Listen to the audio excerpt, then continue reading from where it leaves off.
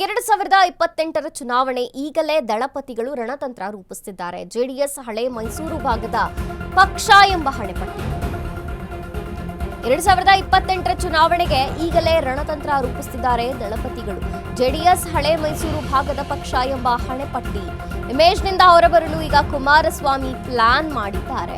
ರಾಜ್ಯಾದ್ಯಂತ ಪಕ್ಷವನ್ನ ಸಂಘಟನೆ ಮಾಡಬೇಕು ಅನ್ನೋದ್ರತ್ತ ಈಗ ದಳಪತಿಗಳು ಚಿಂತನೆಯನ್ನ ಮಾಡ್ತಿದ್ದಾರೆ. ಹಳೆ ಮೈಸೂರಿನ ಜೊತೆಗೆ ಉತ್ತರ ಕರ್ನಾಟಕದತ್ತ ಕೂಡ ಜೆಡಿಎಸ್ ಚಿತ್ತ. ಪಕ್ಷ ಸಂಘಟನೆಗೆ ಚುರುಕು ನೀಡಲು ಮಾಸ್ಟರ್ ಪ್ಲಾನ್ ಆಗಿದೆಯಂತೆ. ಹಂತ ಹಂತವಾಗಿ 6 ಸಮಾವೇಶಗಳಿಗೆ ಎಚ್ಡಿಕೆ ತೀರ್ಮಾನವನ್ನ ಮಾಡಿದ್ದಾರೆ.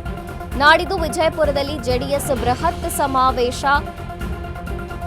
ದೇವೇಗೌಡ ನೀರಾವರಿ ಯೋಜನೆಗಳಿಗೆ ಜೆಡಿಎಸ್ ಅಸ್ತ್ರ. ಉತ್ತರ ಕರ್ನಾಟಕದಲ್ಲಿ ಒಂದಷ್ಟು ಸೀಟು ಗೆಲ್ಲುವ ಲೆಕ್ಕಾಚಾರ ಇದೆ ಜೆಡಿಎಸ್ಗೆ. ವಿಜಯಪುರದ ಬಳಿಕ ಕೋಲಾರ, ಚಿಕ್ಕಮಗಳೂರು. ಎಚ್ಡಿಡಿ ಖ್ಯಾತಿ, ಎಚ್ಡಿಕೆ ಸಿಎಂ ಆಗಿ ನೀಡಿದಂತಹ ಆಡಳಿತ, ಎಲ್ಲಾ ವಿಚಾರಗಳನ್ನ ಪ್ರಸ್ತಾಪಿಸಿ ಮತ ಸೆಳೆಯೋದಕ್ಕೆ ಪ್ಲಾನ್ ಮಾಡ್ತಿದ್ದಾರಂತೆ. ಜೆಡಿಎಸ್ ಹಳೆ ಮೈಸೂರಿಗೆ ಸೀಮಿತ ಆಗೋದು ಬೇಡ.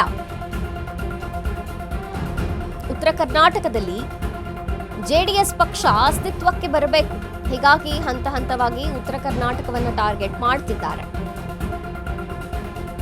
2028ರ ಚುನಾವಣೆ ಈಗಲೇ ದಳಪತಿಗಳು ರಣತಂತ್ರ ರೂಪಿಸುತ್ತಿದ್ದಾರೆ. ಜೆಡಿಎಸ್ ಕೇವಲ ಹಳೆ ಮೈಸೂರು ಭಾಗದ ಪಕ್ಷ ಅನ್ನುವಂತಹ ಹಣೆಪಟ್ಟಿ ಇದೆಯಲ್ಲ, ಅದರಿಂದ ಹೊರಬರಬೇಕು ಅಂತ ಪ್ಲಾನ್ ಆಗ್ತಿದೆಯಂತೆ. ಇಮೇಜ್ನಿಂದ ಹೊರಬರೋಕೆ ಈಗ ಕುಮಾರಸ್ವಾಮಿ ಪ್ಲಾನ್ ಮಾಡ್ತಿರುವಂಥದ್ದು. ರಾಜ್ಯಾದ್ಯಂತ ಪಕ್ಷ ಸಂಘಟನೆಯತ್ತ ದಳಪತಿಗಳು ಚಿಂತನೆ ಮಾಡ್ತಿದ್ದಾರೆ. ಹಳೆ ಮೈಸೂರಿನ ಜೊತೆಗೆ ಉತ್ತರ ಕರ್ನಾಟಕದತ್ತ ಚಿತ್ತ ನೆಟ್ಟಿದೆ. ಪಕ್ಷ ಸಂಘಟನೆ ಚುರುಕು ನೀಡಲು ಮಾಸ್ಟರ್ ಪ್ಲಾನ್. ಹಂತ ಹಂತವಾಗಿ 6 ಸಮಾವೇಶಗಳಿಗೆ ಎಚ್ಡಿಕೆ ತೀರ್ಮಾನ ಮಾಡಿರುವಂಥದ್ದು. ನಾಡಿದ್ದು ವಿಜಯಪುರದಲ್ಲಿ ಜೆಡಿಎಸ್ನ ಬೃಹತ್ ಸಮಾವೇಶ ಇರುತ್ತೆ. ದೇವೇಗೌಡ ನೀರಾವರಿ ಯೋಜನೆಗಳೇ ಜೆಡಿಎಸ್ ಅಸ್ತ್ರ. ಉತ್ತರ ಕರ್ನಾಟಕದಲ್ಲಿ ಒಂದಿಷ್ಟು ಸೀಟು ಗೆಲ್ಲಬೇಕು ಅನ್ನುವಂಥ ಲೆಕ್ಕಾಚಾರ ಇದೆ ಜೆಡಿಎಸ್ಗೆ. ವಿಜಯಪುರದ ಬಳಿಕ ಕೋಲಾರದಲ್ಲಿ, ಚಿಕ್ಕಮಗಳೂರಿನಲ್ಲಿ ಆಗತ್ತೆ ಸಮಾವೇಶಗಳು. ಎಚ್ಡಿಡಿ ಖ್ಯಾತಿ ಮತ್ತು ಎಚ್ಡಿಕೆ ಸಿಎಂ ಆಗಿದ್ದಾಗ ಯಾವೆಲ್ಲ ಆಡಳಿತವನ್ನು ನಡೆಸಿದ್ರೋ, ಏನೆಲ್ಲ ಬದಲಾವಣೆಗಳಾಯಿತೋ ಆ ಎಲ್ಲ ಅನುಕೂಲಗಳ ಕುರಿತು ಈಗ ಅಸ್ತ್ರವನ್ನ ಮಾಡಿಕೊಂಡು ಜೆಡಿಎಸ್ 2028ರ ಚುನಾವಣೆಗೆ ಕಣಕ್ಕೆ ಇಳಿತಿದೆ. ಎಲ್ಲ ವಿಚಾರಗಳನ್ನು ಪ್ರಸ್ತಾಪಿಸುವುದು, ಯಾವ ಅಭಿವೃದ್ಧಿ ಕಾರ್ಯಗಳನ್ನು ತಾವು ಮುಖ್ಯಮಂತ್ರಿಯಾಗಿ ಇದ್ದಾಗ ಮಾಡಿದ್ದಂಥದ್ದು ಅನ್ನೋದೇ ಜೆಡಿಎಸ್ ಅಸ್ತ್ರವಾಗಿದೆ. ಜೊತೆಗೆ ಎಚ್ಡಿ ದೇವೇಗೌಡರ ಖ್ಯಾತಿ, ಜೊತೆಗೆ ಸಿಎಂ ಆಗಿದ್ದಂತಹ ಸಂದರ್ಭದಲ್ಲಿ ಕುಮಾರಸ್ವಾಮಿಯವರು ಯಾವ ಅಭಿವೃದ್ಧಿಗಳನ್ನು, ಯೋಜನೆಗಳನ್ನು ಅನುಷ್ಠಾನ ಮಾಡಿದ್ರು, ಜನರಿಗೆ ಹೇಗೆ ಅನುಕೂಲವಾಯಿತು ಅನ್ನೋ ಎಲ್ಲ ಕುರಿತಾಗಿರುವಂತಹ ವಿಚಾರಗಳನ್ನು ಅಸ್ತ್ರವಾಗಿ ಇಟ್ಟುಕೊಂಡು ಈಗ ಮತ ಸೆಳೆಯೋದಕ್ಕೆ ಜೆಡಿಎಸ್ ಪ್ಲಾನ್ ಮಾಡ್ತಿದೆ. ಹಳೆ ಇಮೇಜ್ನಿಂದ ಹೊರಬರಬೇಕೀಗ. ಹಳೆ ಮೈಸೂರಿನ ಪಕ್ಷ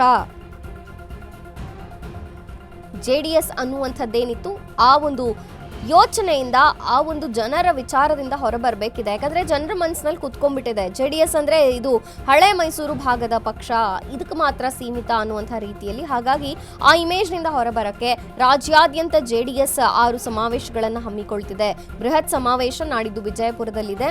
ವಿಜಯಪುರವಾದ ನಂತರ ಮುಂದೆ ಕೋಲಾರ, ಚಿಕ್ಕಮಗಳೂರಿನಲ್ಲೂ ಕೂಡ ಆಗತ್ತೆ ಸಮಾವೇಶಗಳು. ಹೀಗೆ ಹಂತ ಹಂತವಾಗಿ ರಾಜ್ಯದ ಎಲ್ಲ ಜನರ ಮತ್ತು ಎಲ್ಲ ಜಾಗಗಳ, ಸ್ಥಳಗಳ, ಊರುಗಳ ಜನರನ್ನ ಸೆಳೆಯೋದಕ್ಕೆ, ಮತದಾರರನ್ನ ಸೆಳೆಯೋದಕ್ಕೆ ಈಗ ಜೆಡಿಎಸ್ ಪ್ಲಾನ್ ಮಾಡ್ಕೊಂಡಿದೆ. ಅದೇ ರೀತಿಯಾಗಿ ಮಾಸ್ಟರ್ ಪ್ಲಾನ್ ವರ್ಕ್ ಆಗತ್ತಾ? ದಳಪತಿಗಳ ಚಿಂತನೆ ಇದೆಯಲ್ಲ, ರಾಜ್ಯಾದ್ಯಂತ ಪಕ್ಷವನ್ನ ಸಂಘಟನೆ ಮಾಡಬೇಕು ಅನ್ನುವಂಥದ್ದನ್ನ. ಸೊ ಇದರಲ್ಲಿ ಈಗ ಮುಖ್ಯವಾಗಿ ಎಚ್ಡಿ ಕುಮಾರಸ್ವಾಮಿ ಅವರು ಸಿಎಂ ಆಗಿದ್ದಂತಹ ಸಂದರ್ಭದಲ್ಲಿ ಯೋಜನೆಗಳಿರಬಹುದು, ಅಭಿವೃದ್ಧಿ ಇರಬಹುದು, ಅದನ್ನು ಅಸ್ತ್ರವಾಗಿ ಇಟ್ಕೋತಾರೆ. ಹಾಗೂ ಎಚ್ಡಿ ದೇವೇಗೌಡರ ಖ್ಯಾತಿ ಇದೆಯಲ್ಲ, ಪ್ರಧಾನಮಂತ್ರಿ ಆಗಿರುವಂತಹ ಕರ್ನಾಟಕದ ಹಿರಿಯ ಮುತ್ಸದ್ದಿ ಅನ್ನುವಂಥದ್ದು, ಅದು ಕೂಡ ಲೆಕ್ಕಕ್ಕೆ ಬರುತ್ತೆ. ಜೊತೆಗೆ ನಿಖಿಲ್ ಕುಮಾರಸ್ವಾಮಿ ಯುವ ನಾಯಕ, ಸಾಕಷ್ಟು ಹೊಸ ವಿಚಾರಗಳನ್ನು, ಹೊಸ ಯೋಜನೆಗಳನ್ನು ಜನರಿಗೆ ಕೊಡಬಹುದು ಅನ್ನುವಂಥ ಒಂದು ಆಶಯದೊಂದಿಗೆ ಕೆಲವೊಂದು ವಿಚಾರಗಳನ್ನು ಪ್ರಸ್ತಾಪಿಸಿ ಸಮಾವೇಶವನ್ನ ಸಂಘಟಿಸಬೇಕು ಅನ್ನುವಂಥದ್ದು ಜೆಡಿಎಸ್ ಯೋಚನೆಯಾಗಿದೆ ಸದ್ಯಕ್ಕೆ. ಇನ್ನು ಉತ್ತರ ಕರ್ನಾಟಕದಲ್ಲಿ ಜೆಡಿಎಸ್ ಪಕ್ಷ ಅಸ್ತಿತ್ವಕ್ಕೆ ಬರಬೇಕು, ಉತ್ತರ ಕರ್ನಾಟಕದಲ್ಲಿ ಮತದಾರರನ್ನ ಸೆಳಿಬೇಕು, ಇಲ್ಲಿ ತಮ್ಮ ಪಕ್ಷ ಅಸ್ತಿತ್ವಕ್ಕೆ ಬರಬೇಕು ಅಂತ ಹಂತ ಹಂತವಾಗಿ ಉತ್ತರ ಕರ್ನಾಟಕವನ್ನೇ ಟಾರ್ಗೆಟ್ ಮಾಡಿಕೊಂಡು ಕೂಡ ಈಗ ಜೆಡಿಎಸ್ ಪ್ರಯತ್ನ ಮಾಡ್ತಿರೋ ಅಂಥದ್ದು.